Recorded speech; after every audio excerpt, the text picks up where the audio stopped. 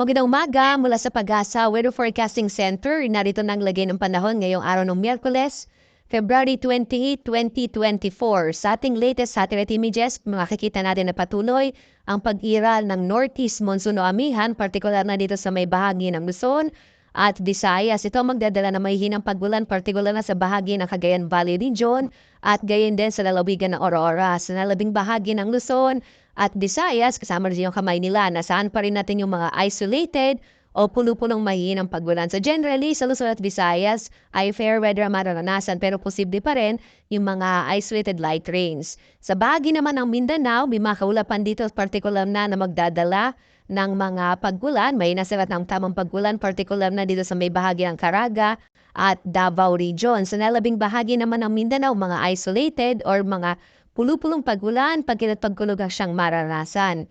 Sa kasalukuyan, wala pa tayong minomonitor na low pressure area na maaaring maging bagyo na papasok sa loob ng Philippine Air Responsibility.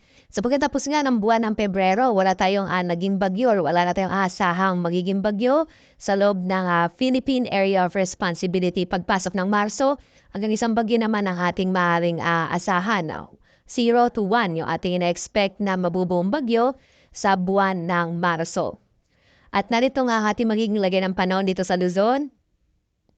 Makikita natin ang mas malaking tsansa ng mahihinang pag-ulan, particular na sa bahagi ng Cagayan Valley at Aurora dulot ng Northeast Monsoon, habang sa nalabing bahagi ng Luzon naman makararanas pa rin ng mga isolated o pulo-pulong mahihinang pag-ulan, mga ambono ito, na dulot pa rin ng Northeast Monsoon o hanging amihan. Yung agwat nga ng temperatura sa lawag, 22 to 33 degrees Celsius, sa Tuguegarao naman, hanggang 30 degrees Celsius, sa Baguio, 15 to 24 degrees Celsius, sa bahagi ng Kamaynilaan, 22 to 32 degrees Celsius. Sa Tagaytay naman, 21 to 29 degrees Celsius. Sa Legazpi, 24 to 30 degrees Celsius. Dumako tayo sa Palawan, Visayas at Mindanao. Sa Palawan, patuloy pa rin ang pag-iral ng Northeast Monsoon na maaaring magdala ng mga isolated light rains at ang temperatura sa Kalayaan Islands, 26 to 31 degrees Celsius. Sa Puerto Princesa, 25 to 32 degrees Celsius. Maranasan din ang epekto ng amihan sa iba pang bahagi ng Kabisayaan na maaaring magdala ng mga isolated o pulo-pulong mahihinang pag-ulan sa Iloilo. Agwat ang temperatura ay 25 to 30 degrees Celsius. Sa Cebu naman, 25 to 30 degrees Celsius. At sa Tacloban, nasa 24 to 33 degrees Celsius. Mas malaki naman yung tsansa ng mga pag-ulan sa bahagi ng Eastern Mindanao, partikular na itong mga rehiyon ng Caraga at Davao Region dahil sa mga kaulapan na ating mga minomonitor sa kasalukuyan. Iba yung pag-iingat sa lugar na ito, partikular na sa Caraga at Davao dahil ang mga pag-ulan ay maaaring magdulot ng mga biglang pagbaha o flash flood at mga pagguho lupa o landslides. Sa lalabing bahagi naman ng Mindanao, makararanas ng mga isolated o pulo-pulong mga pag-ulan na may kasamang pagkid at pagkulog na dulot naman ng mga localized thunderstorms. At bagamat may amihan tayo, wala pa rin nakataas na gale warning sa anumang bahagi ng ating kapuluan, bagamat inasahan natin yung katamtaman hanggang sa kumisan ay maaari ng karagatan, partikular na silang bahagi ng Luzon at silang bahagi ng ating bansa. At narito naman ating magiging lagay ng panahon sa mga susunod na araw dito sa Luzon.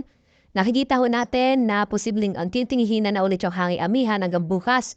May amihan pa rin sa Kamaynilan habang sa Baguio hanggang sa pagkatapos ng linggong ito ay makararanas ng epekto ng hanging amihan. Sa Legazpi naman ay mga isolated rain showers and thunderstorms ang mararanasan. So posible pa rin yung malalamig na gabi sa ilang bahagi ng particular na sa Northern Luzon.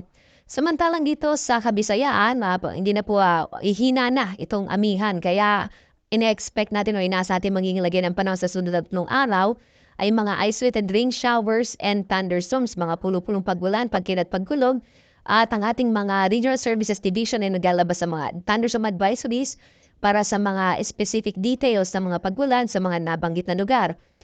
At live pa rin na nagbibigay update mula din sa Pag-asa Weather Forecasting Center. Ako naman si Obet Badrina. Maghanda tayo lang.